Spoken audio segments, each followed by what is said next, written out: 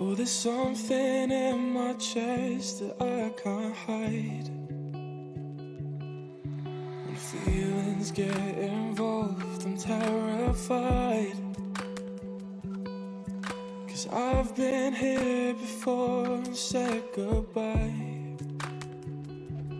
Oh,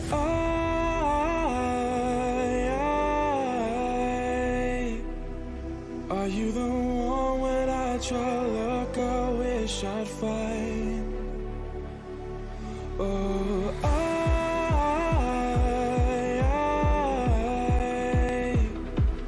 how can I love when I've been hurt 100 times?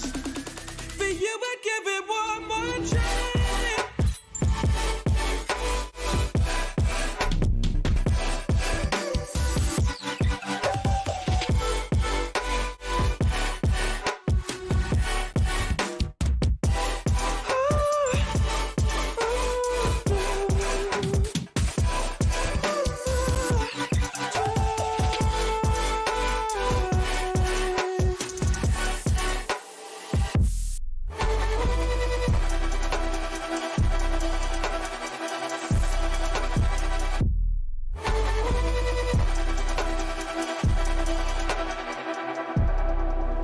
Turn away and wrestle with my doubts.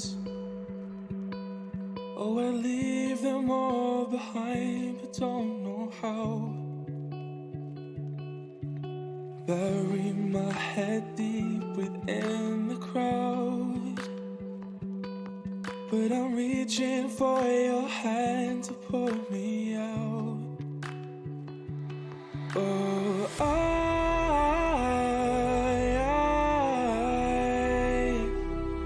are you the one when I try look I wish I'd find? Oh,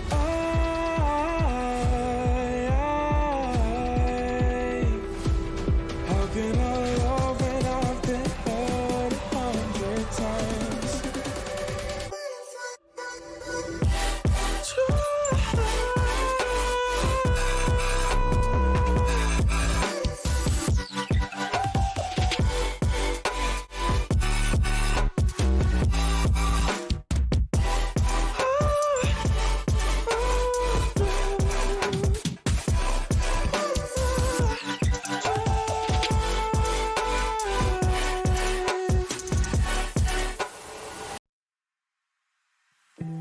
You can see straight through my life.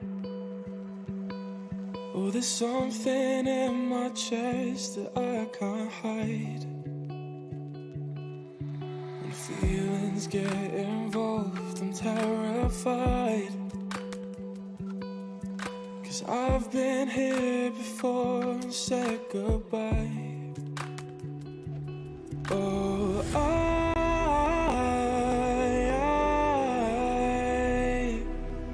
are you the one when I try look I wish I'd find? Oh,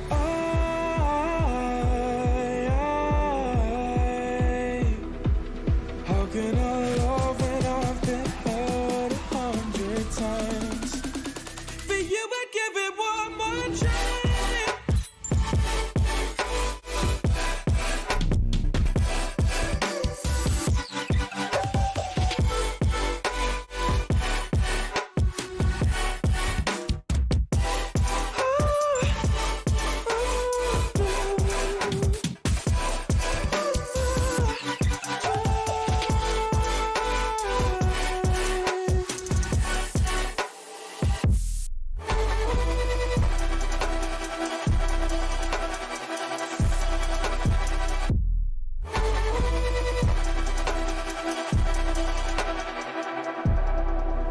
Turn away and wrestle with my doubts. Oh, I leave them all behind, but don't know how. Bury my head deep within the crowd, but I'm reaching for your hand to pull me out. Oh,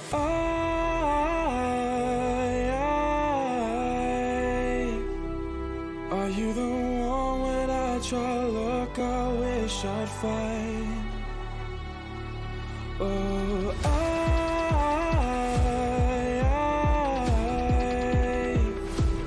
how can I love when I've been hurt 100 times?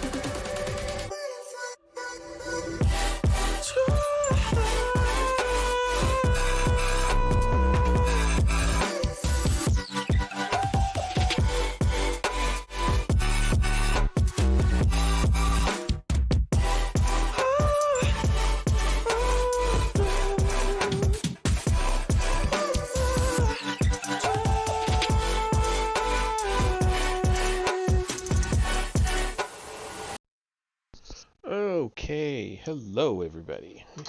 It is definitely time to change that music. I'm kind of tired of it. But anyway, a little bit longer opening than usual, but we are here for the next chapter in the Cloven Tree, chapter 3. I don't know how many chapters there are, honestly. At least 17, 18. So we're going to be on this book a while, but that's okay. One chapter a week.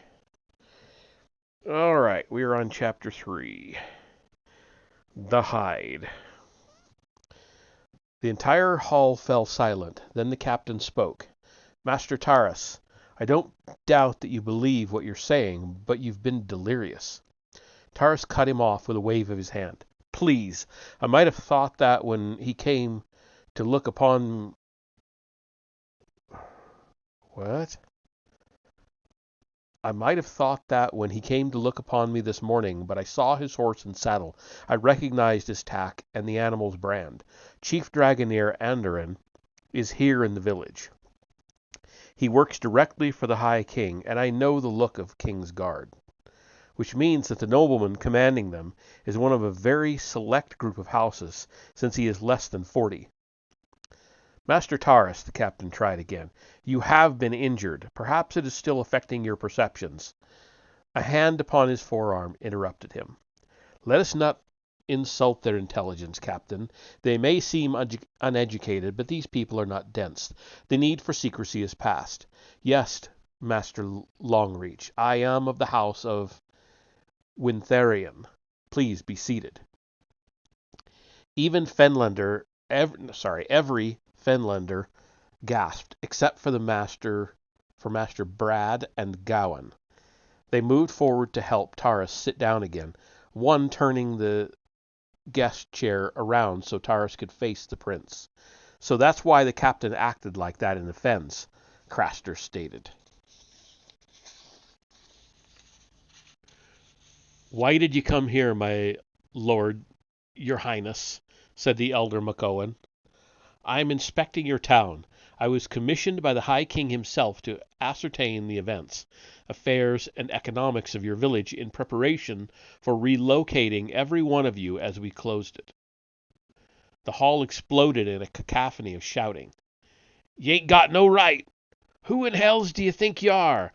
I ain't going nowhere. And dozens of other comments of frustration were voiced as the Fen villagers vented anger. Calmly, the prince observed the crowd as the chief worked to maintain order. Maintain it, for while the crowd had seized control of the meeting, they were not mobbing as might be expected, but even in their outrage, the villagers were restraining themselves. Pipe down, the chief was shouting and pounded his gavel, his voice just barely gaining any headway against the uproar. McOwen pulled a horn from his belt to blow a long, deep, and resounding note, which reverberated throughout the hall, crushing all other noise. A few people who had not joined the meeting looked in to see if anything was wrong. The council will ask the questions. Keep quiet or we'll clear the place, he said. The chief addressed the prince. Why are you going to shut us down, my lord, your highness? The High King left us alone. Actually, he did not. The commissioners were never recalled, and in the last 25 years, the High King has invested over 2 million silvers into this community. At this, the villagers gasped again. Well, where'd it go then? Craster asked. That is the question, the prince replied. The merchants, of course, blame you, saying that you refused to sell your best hides. One of the two lords that had accompanied the prince interrupted diffidently. Highness, we did find a number of warehouses concealed as hills, which each full of reptile skins. I would consider that suspicious, Lord Thames, but the chief pointed them out to me yesterday. Moreover, Master Bruin has confirmed that there is not enough coin in this village for anyone here to have participated in graft. That is proof enough. I will not doubt the word of a dwarf. My investigation will now turn to the merchants and the commissioners, but for immediate matters it is my decision that the village shall not be relocated. My word upon it. This relieved the villagers, but Taurus was not satisfied.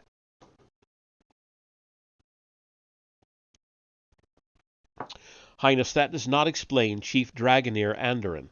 My neighbors would not know that while a Dragoneer, he has spent most of his career serving under the High King's Marshal of Reconnaissance. If he is here, there is something else afoot. I was wondering why the name's familiar. He was one of the King's scouts way back when, a captain of scouts. Highness, I think it's a fair question. The prince stared exasperatedly at Taurus. The answer to that question, town chief, is not to be voiced in front of a public forum. Directly affected by it are only two of your citizens, Master Taurus Longreach and Captain Owen Oxbow. Again the hall was silent for a moment, until the younger locals started laughing. Quiet, you pups, the chief said, utterly devoid of humor. Why do you think Oxbow moved down here with Old McOwen put a hand upon his arm. Don't try to lie to him, Gran. They were honest with us. I'm Oxbow, Highness, though I've tried to put that name behind me. Every villager in their mid-30s or younger stood, staring at him in astonishment. Dad, you're Oxbow? Owen said, as Gowan's jaw dropped. Your own children didn't know your nom de guerre? The captain asked. I didn't tell anyone, McOwen Oxbow replied. I've seen enough people lording it over others. Besides, that name wasn't going to feed me. Owen, son of Owen's son, works well enough. What do you want of me, your highness? 40, okay. Ah, the prince said. That was what they meant by McOwen. He then looked pointedly at the assembled villagers. Clear the hall, all but the council. Higgins, please lock the door when they're gone, the chief said. Owen started to leave, but as he moved past Taurus, the wounded Dragoneer grabbed his arm. I want you here. Your brother's not going to leave without me anyway. The hall cleared fairly quickly, other than Higgins and the Outlanders. Owen, Brad, and Gowan were the only people left not on the council. These men are my brothers in arms, Highness, Oxbow said. The men I nearly died with 32 years ago. They can hear what you have to say. They kept my secret for 30 years. Including from me, Taurus said, still slightly surprised by the revelation. I think young Owen should hear this, as well as his brother. Brad is a wizard, and Higgins is to be the next councilman. Please, Highness. Very well. Earlier this year, members of the Grand Council saw a vision. It showed that one or some of the Killian warlords recovered something. It is to be found in the Killia Mountains in an old fortress, or a dragon's lair. Captain Oxbow knows that region better than any other war leader. Taurus Longreach is the only Master Dragoneer available to scout the dragon's lair, and that is as much as I dare reveal to anyone not going upon the mission. Taurus snorted. Available. Meaning I am the only Master Dragoneer disgraced in the last millennium, and so can violate the laws that prohibits entering a dragon's lair. What is the token? Did you not hear the prince, Taurus? He will not say, a soldier said. taking off his hood and cloak. "Ah, there you are, Andoran. I thought you'd be in here. These men will not speak. Go ahead and tell us." "Always headstrong, Taurus? These older ones may have proven themselves, but what about the young bucks?" "Gawain can keep his mouth shut. I want Owen to come on the mission." "What?" Oxbow said. "He's just a boy," he added reflexively. "McOwen," Taurus said gently. "He must be as old as you were when you became Oxbow. He knows more about worms than most Dragoneers half again his age, with real experience fighting them. Even Dragoneers have to start with the degenerate lines before they are permitted to fight true drakes. He would make a capable reserve if I am killed." "Master Andoran, you ain't seriously thinking about it," Oxbow said, seeing Andoran assess Owen weighingly. "Taurus Longreach is a master Dragoneer. His assessment is something to consider." "Well, my baby boy ain't going, and that's that." Owen snapped. "Thank you, Mr. Taurus. That's high praise. I'll go if Master Andoran'll have me." Having said that, Owen felt slightly ashamed, for his father looked like a typhoon trapped in a bag. But his father had never stopped thinking him to be a child, no matter how good Owen was in the fens, no matter that he was now taller than his father, weighed more, and had more hair. He even called Owen his baby in front of his other adult children, despite countless requests and arguments, despite that he was the oldest. To be called baby boy in front of Outlanders was unbearable.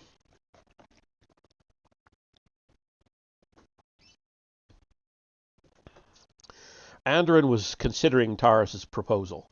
Oxbow was looking about to explode, and Owen felt like a mountain about to suffer an earthquake when Gawain spoke. "The particulars can wait. Mr. Taurus will not be going for at least a week." "A good point," Master Andoran said. "We will wait until you are ready, Taurus." Owen Oxbow closed the door to his house. "Damn that prince! Taurus and Owen, too." He just jumped to the next scene. I prefer better breaks than that. There's no break at all. It's just the next line. "Owen, don't you come into my house and start cursing like that," his wife said. "I've got kids to raise, and I don't want 'em thinking that they can just lip off any time they're a little bit angry." Oxbow looked up. His last wife was bringing food to some of his teenage children, while the 7 youngest ones were cleaning up after their meal, helping their mother, or had been until their dad came in and exploded. Now they were all staring at him, even the oldest children, for Oxbow had made a point of not swearing before them. Then his youngest child started to wail. "Oh, I'm sorry, Letha," he said, moving quickly to pick up the 5-year-old girl. "Daddy didn't mean to scare you. I was just angry about some stuff that was said at the meeting today. Don't cry, little girl. Don't cry. Hush now."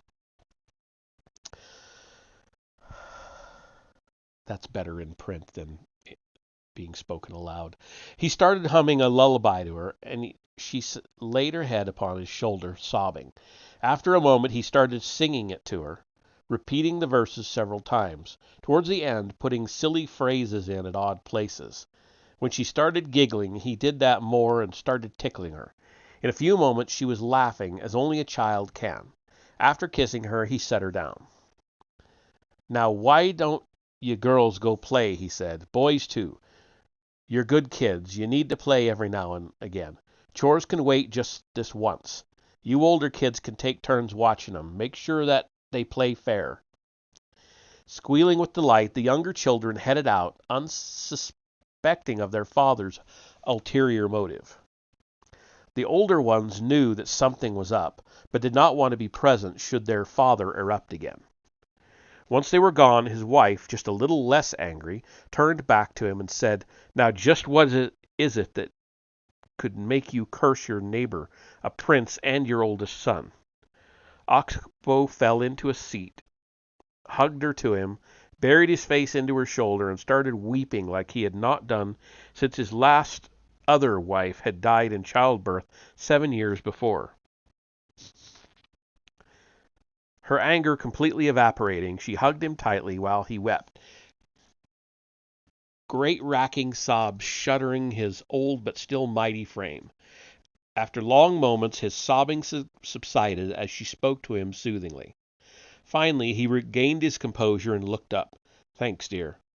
I'm your wife, and we've had 9 kids together.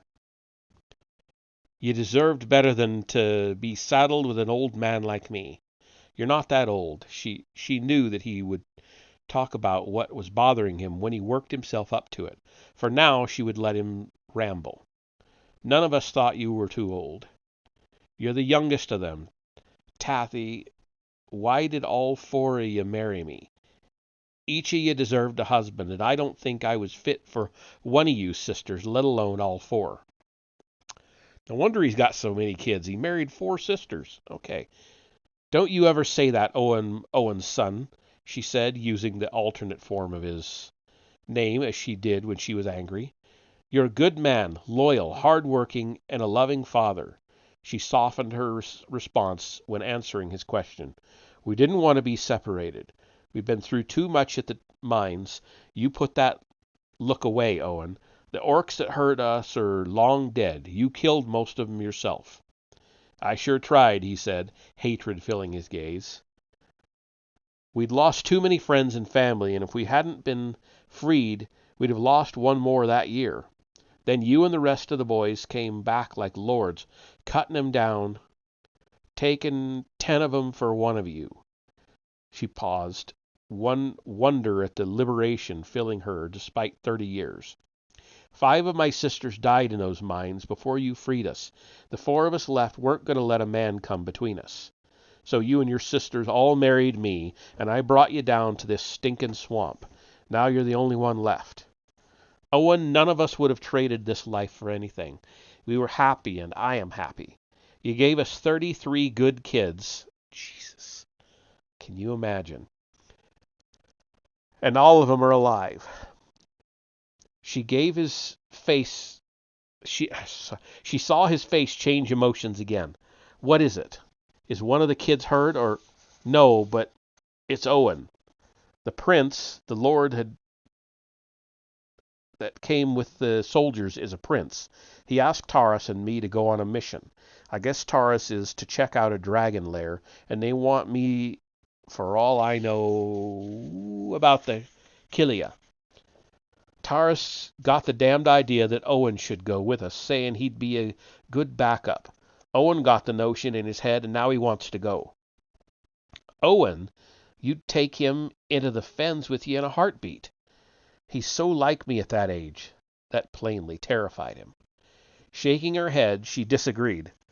"Owen, son of Owen, Owen's son, you're an ass. Sometimes you worry more about your first kid than your youngest. Owen is a lot like you, and that's good.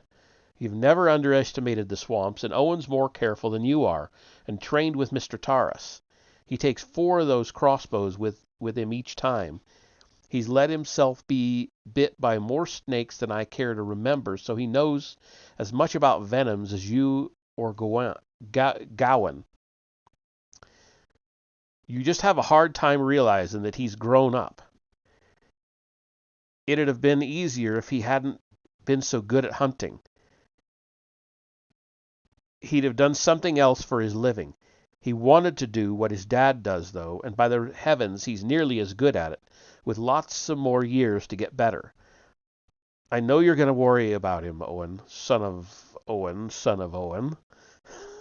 But let him be the man he is, and he is a man now." Unconvinced, Oxbow sat silent for a moment. Silent. "Hey, Nambro. How's it going, dude?" "We're on our 3rd chapter of the Cloven Tree. How you doing tonight?"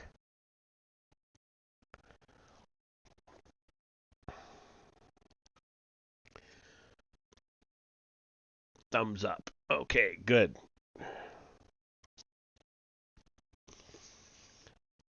I'm not sure what to think of this yet, but a Guy I grew up with wrote it, so I have to read it. It's an obligation. It's okay so far, and I think it's getting better. There's no proof my granddad was named Owen, he said, finally, playing on his name's meaning, not wanting to concede, though he had no rational argument left. And he won't have an army to keep him alive if he gets hot-blooded. I got a lot of good men killed. Owen, you're stubborn, superstitious, and an ass. All your brothers with different sounding names got killed, and so you made sure your sons' names all sounded like yours since you lived. Well, if it had been such a stupid idea, why'd the old crown prince lead his soldiers to help you out? I led him into that trap, her husband said, pain naked on his face. The worst losses we suffered in all 5 years of fighting. 200 men killed and injured, and only one of my brothers lived. For nothing. Any decent man and half-trained soldier'd have gone into that trap. You was tryin' to rescue brother raiders who'd been captured, made slaves again. If anyone else had led 'em, none of you would have made it out. All the boys said so. The old prince said so. Even Arster still says so. Instead, over half of you that went in got out. She'd wanted to say this to him for years. Seeing him look like he'd just been skinned and gutted, though, she relented. I'll talk to Owen. He may change his mind. Finally, her husband began to relax. Thank you, Tathy. You know, the kids will be playing for a while, he stated. You wipe that look off your face, Mr. Owen's son. I've got chores to do, and you've chased off all my help. He knew if she really got going, he would never convince her. Before she gained momentum, he tried to deflect her with a very passionate kiss. Now it switches gears. Gart Garrison headed the skinning party the next day. Arnhem Owen and the prince joined it too. The prince again with soldiers, several hundred strong, they went down the Higgins Trail, and His Highness was amazed that they saw no sign of all the animals that had plagued the rescue party 2 days before. Carrion eaters don't let grass grow under their feet, Highness, Gart said. That's why we have to move today. Half the time, the scent of a dead fenworm drives other animals crazy. They'll rip the hide and each other apart if we wait too long. Besides, I want to know if this one killed my dad.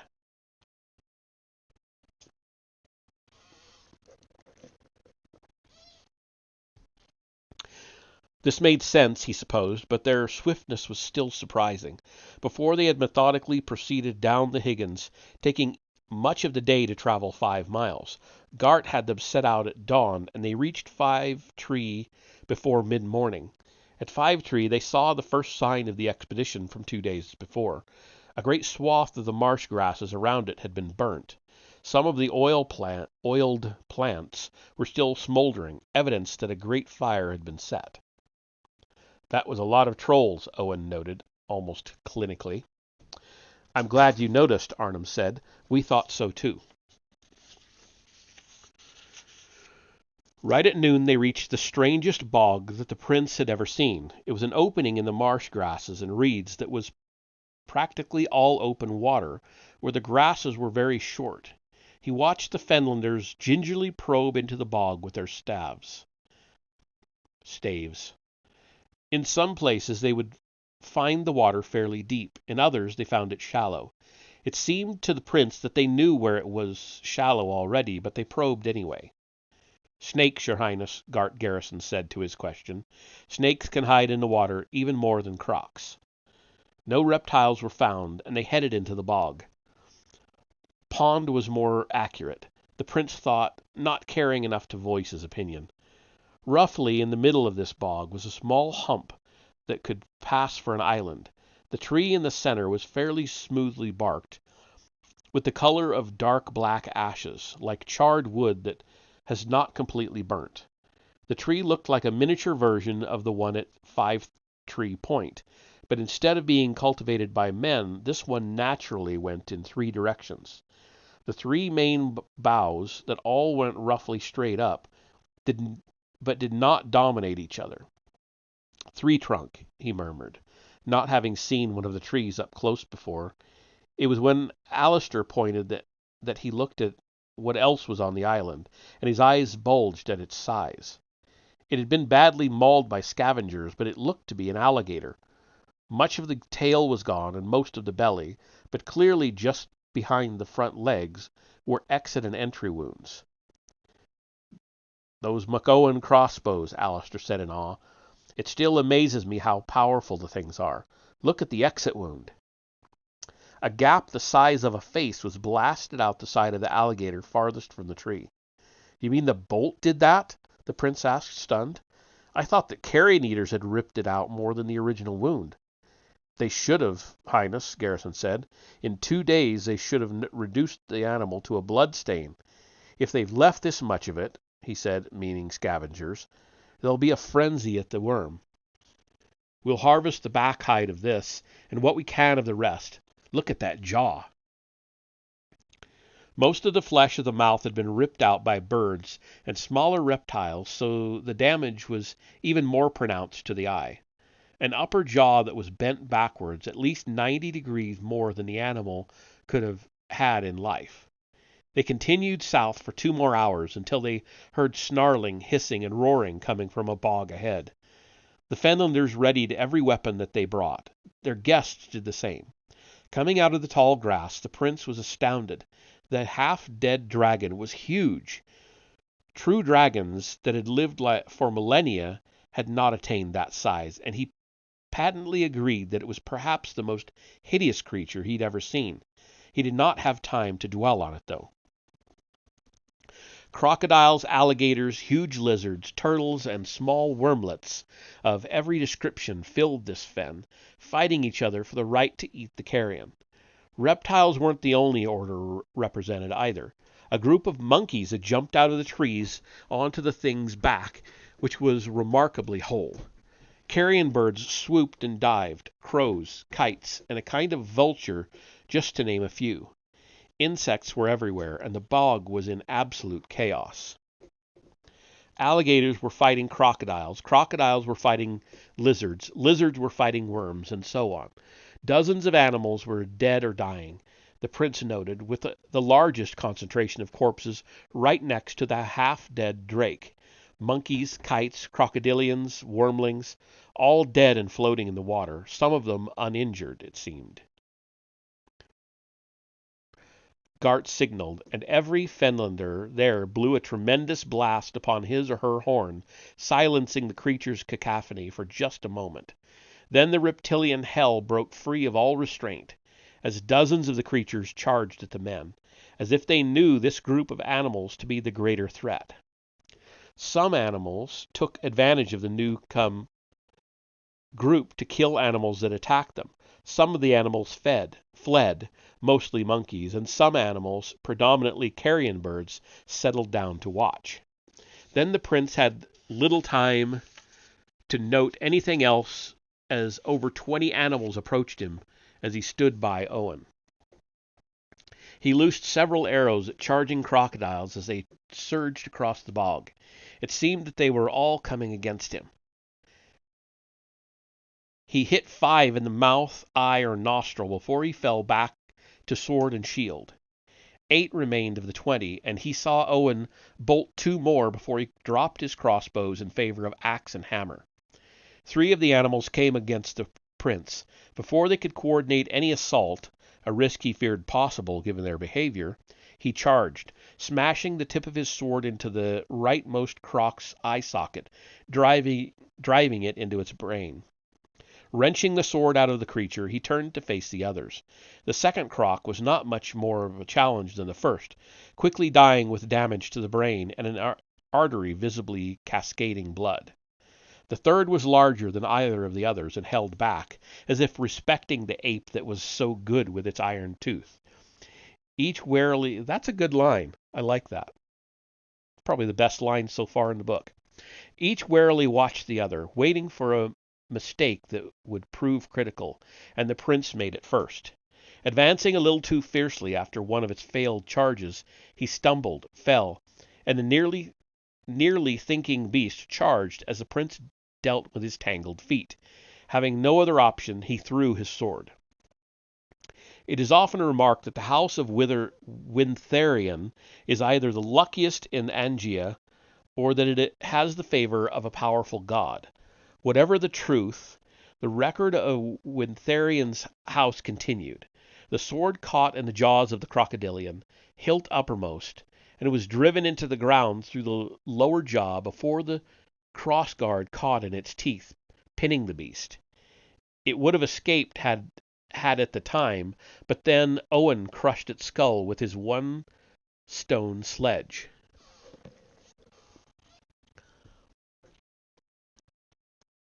The prince drew his long knife, and standing saw that it was not necessary. All the reptilians that had charged them were dead. Their companions awoke from the blood spell that the scent of the dead half-drake had brought upon them, and gave the over 300 men a wide berth. Then the captain turned to Gart and started swearing. "Why did you let the prince of the High King's line come with you, if you knew it was like this?" "Who'd refuse him? Besides, this is the worst frenzy I've—" "Gentlemen," the prince barked, "enough. It is done." The captain bowed slightly, and Gart directed his party as if the incident had not happened. The Fenlanders rapidly moved in, slaying any wounded animals, driving off any remaining healthy ones. Guards were posted to watch for more, and the rest of the locals started to skin the dead beasts, with a precise speed that only comes from long practice. The number of hides that were harvested was impressive, and they soon formed a large mound. Every reptile was inspected and skin stripped, with skin stripped age, size, sex, and means of death making no difference. Crocodilians, lizards, small worms, none were spared from skinning, and the Fenlanders did not stop with the hides. They took bones, teeth, talons, and claws from the animals, as well as different vital organs. The Fenlanders were quickly efficient, but the amount of work was staggering. Not even the soldiers were spared from it. 2 hours after they started, and the work was reaching or passing the halfway point, another party arrived from Fentown, 150 strong, led by Arster. This second group took to helping with the animals, and soon every small reptile worth worrying about was skinned. Now they just had to skin the half-dragon that started this chain of events.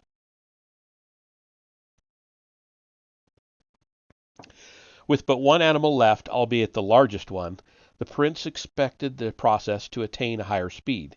He found that quite the reverse was true. As the skinning party was slowly examining the fenworm, 200 villagers left with much of the material so far salvaged from the frenzy. "Highness, this creature is new to our experience," Gart said, when asked about the slowed pace. "Most of these wormlets are familiar in type." He gestured to the skinned corpses. "And while crocodilians all have their differences, they are all the same. This one's unique. It's also venomous, and its blood's corrosive. See those corpses over there?" He pointed to a section of the bog where perhaps 40 corpses of birds, monkeys, and reptiles floated. "They died of poison. Blood or venom doesn't matter." "Then why bother with this animal? Why not leave it?" "Highness, look at that hide. 75 feet of fenworm, at least, and Mr. Taurus Longreach himself has declared it to be a half-dragon. That hide is the most valuable we've had to harvest since our families came here." Simply because of the word of a dragoneer. The actual quality of the hide is not as important as how it can be presented to the merchants, eh? For a moment, Gart did not catch the thrust of the prince's comment as he was issuing instructions. "Highness, with respect, that's a wagon train of worm dung. All of the hides we harvest are of good quality, but with this hide we can wrestle them if we have to." Assenting, the prince said no more, and watched as the Fenlanders carefully gauged the swamp's water's corrosiveness. What they found was a very unmixed solution in the water, as the bog had no real way of diluting the poisons that were the worm's blood and venom. Under the direction of Gart, who was carefully observed by Arster, the Fenlanders, not on guard, meticulously stretched hides brought for this purpose through sections of the bog, sealing off the area that the blood had spilled in. Then some men, including women, donned very thick hide suits, each one made as one piece. Then they were quite carefully assisted over the leathern dikes into the most lethal part of the pond. "They are gauging the depth and deadliness of the water," the prince whispered in admiration. Selflessly, these 12 people were also taking samples of the water, and the prince admitted to himself that he did not know why, but he held his questions in check. The group inside the dike moved around to the other side, where the creature's belly was exposed. Probing, they found a softer spot. Carefully, they punched through the hide with tools made from worm bones, and began the usually difficult process of spreading the incision. Despite its size, the hide began coming off the frame with surprising speed, and the creature's blood began to pour out at an alarming rate. "Gart," Owen said, "the hide's still good, but the flesh is coming apart. The blood must have gone acid when it stopped moving. We'll have to be extremely careful." "Almost like it was bitten by a greater hearth viper," Gart replied. "What's that?" the prince asked. "One of the few snakes that hunts wormlings and wormlets, Highness," Gart replied, gesturing to some of the small animals already skinned. "Its poison's designed for 'em. It couldn't get a big one, though." The worm progressed more quickly as different teams began to do different tasks. The speed increased when they discovered that the blood not spilled had spent most of its corrosiveness dissolving tissue. They sampled its flesh to see what organs were intact, and Arster insisted that they drain the stomach, searching for evidence of it being a man-eater. They found Vannin's shield and Manin's ivory and oak sword hilt. Vannin had been missing for nearly 2 years, and Manid disappeared 7 years before. Finally, they had harvested the beast of everything except its venom glands and sacs. Because of the damaged flesh, Owen did this personally, much to his own brother's chagrin. His little brother's chagrin. He tried to argue, but Gart would have none of it. "Agwin, aren't we in the fens? Isn't your brother the oldest of your family here? By the law, you listen to him as if he were a patriarch." The 12-year-old Agwin was crestfallen at the rebuke. "Yes, Mr. Garrison," he said. Owen put his hand on his brother's shoulder and squeezed gently. "You're doing fine, little brother, but that flesh looks to be weaker than any of the rest. This needs to be done fully suited," he said, unconsciously speaking like his father. Fully suited, the prince discovered, was wearing the same close-fitting, bulky hides that the people who checked the bog's corrosiveness wore.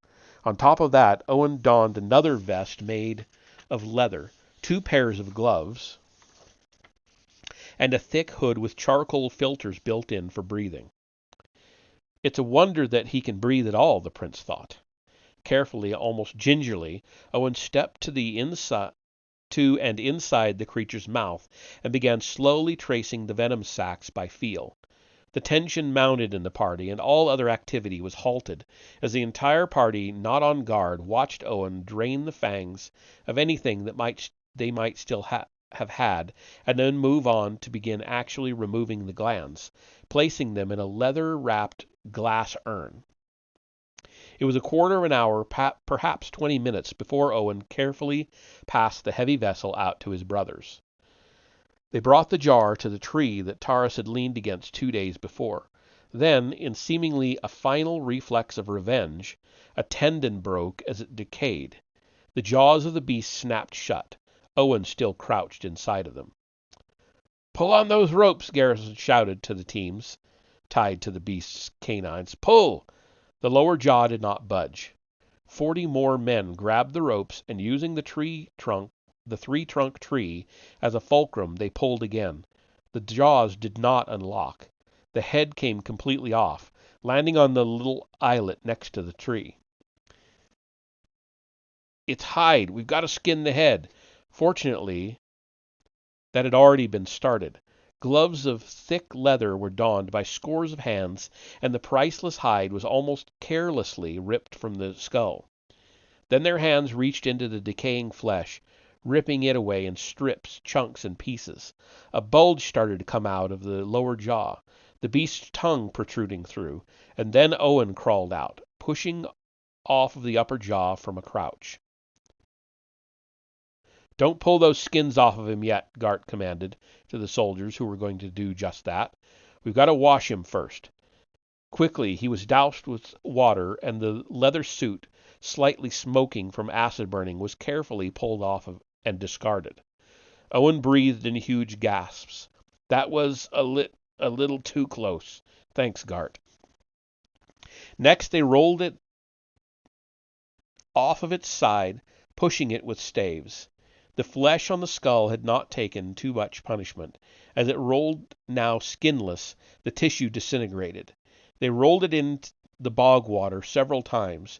They poured more water over it, again and again, and then pulled the skull back onto the islet. "There, do you see that glint, Gart?" Arnhem asked. He slowly approached the skull, and for a long moment he simply stood there. "It's my father's arm guard. This critter killed him," the 37-year-old man said at last, eyes tearing up. And that is the end of chapter 3. And that is all I'm reading tonight. I'm only going to do one chapter a night of this book. That wasn't too bad. Like I said, that one line was great. I'll have to go back and find it again, but it was a good line. Anyway, let's see who's around, shall we? What do we got? We've got Horizon Zero Dawn, Lords of the Fallen, something retro, Fallout 3. I haven't been to Wolf and Narwhal, and he's playing Fallout 3. Let's go there. I will see you over there.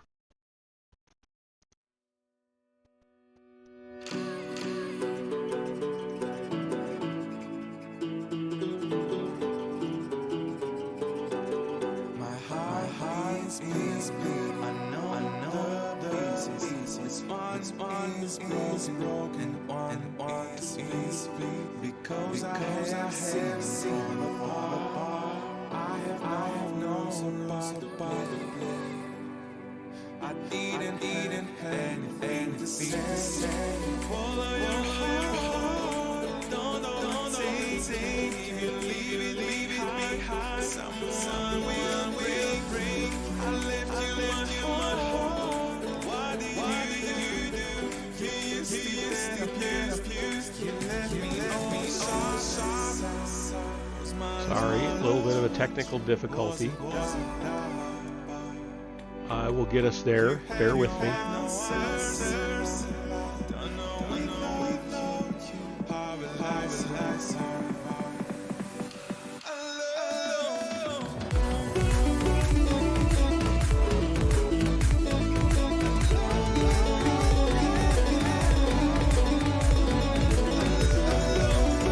There we go. Now we're on our way.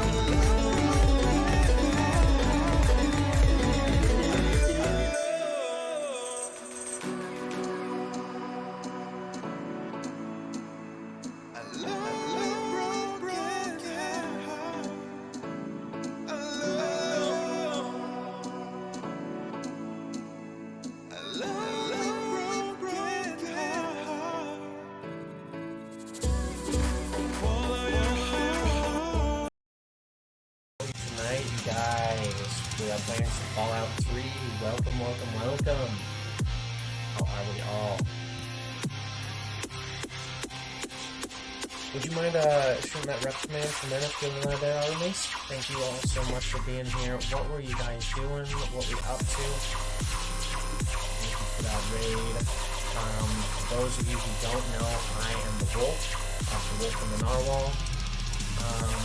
Guys, we're doing a reading stream. Nice, just chatting, watching. Let's do some more Star Wars.